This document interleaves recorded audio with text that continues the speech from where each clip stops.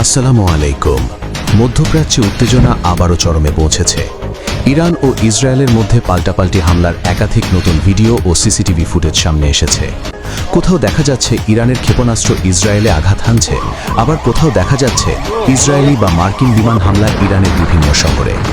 আজকের এই ভিডিওতে আমরা দেখব এই সংঘর্ষের সর্বশেষ ফুটেজ, হামলার স্থান এবং এর পেছনের তথ্য।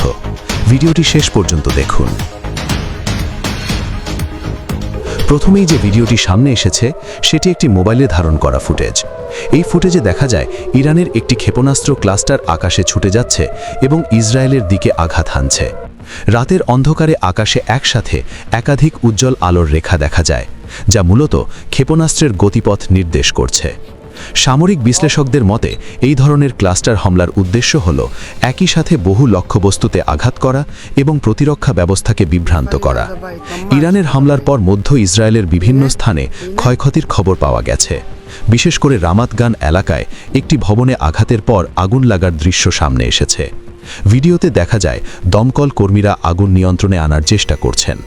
অন্যদিকে তেল আবিব শহরে একটি ক্ষেপণাস্ত্রের টুকরো পড়ার ঘটনাও রিপোর্ট করা হয়েছে। স্থানীয় সূত্রগুলো বলছে বিস্ফোরণের শব্দ শোনার পর অনেক মানুষ আশ্রয় কেন্দ্রে চলে যায়।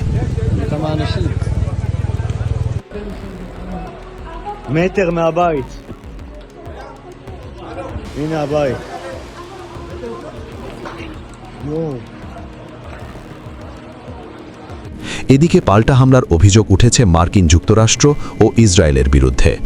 মধ্য ইরানের ইস্পাহান শহরে ভারী বিমান হামলার একাধিক ভিডিও প্রকাশিত হয়েছে। স্থানীয় সূত্র অনুযায়ী আজ সকালে ভারী হামলার সময় ইস্পাহানের আকাশে একটি যুদ্ধবিমান উঠতে দেখা যায়। এই শহরটি অত্যন্ত গুরুত্বপূর্ণ, কারণ এখানে ইরানের বেশ কিছু সামরিক ও শিল্প স্থাপনা রয়েছে।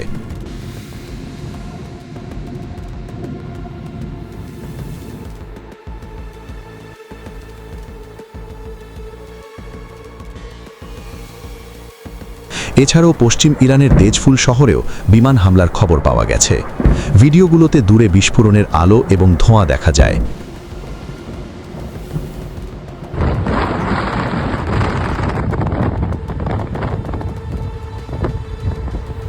এই উত্তেজনাপূর্ণ পরিস্থিতির মধ্যেই ইরানের হামাদান শহরে সরকার সমর্থকদের একটি বড় বিক্ষোভ অনুষ্ঠিত হয়েছে।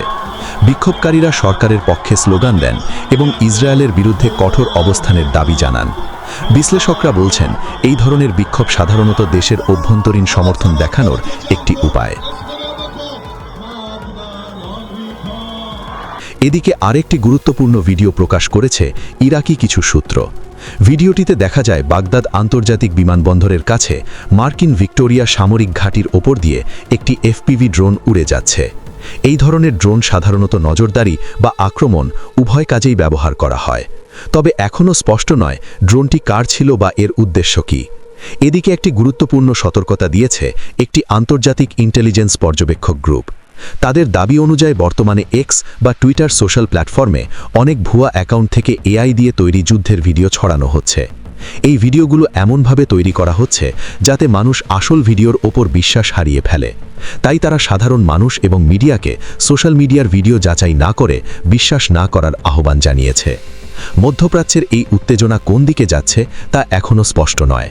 তবে ইরান ও ইসরায়েলের মধ্যে এই পাল্টাপাল্টি হামলা আঞ্চলিক সংঘাতকে আরও বড় আকার দিতে পারে বলে অনেকে আশঙ্কা করছেন। আমরা এই পরিস্থিতির ওপর নিয়মিত নজর রাখছি। নতুন কোনো আপডেট আসলে আপনাদের জানানো হবে। যারা এখনও আমাদের চ্যানেলটি সাবস্ক্রাইব করেননি, এক্ষুনি সাবস্ক্রাইব করে নিন এবং পাশে থাকা বেল আইকনে ক্লিক করুন যাতে পরবর্তী আপডেট মিস না হয়। ভিডিওটি ভালো লাগলে একটি লাইক ও শেয়ার করতে ভুলবেন না। সুস্থ থাকবেন। আল্লাহ হাফেজ।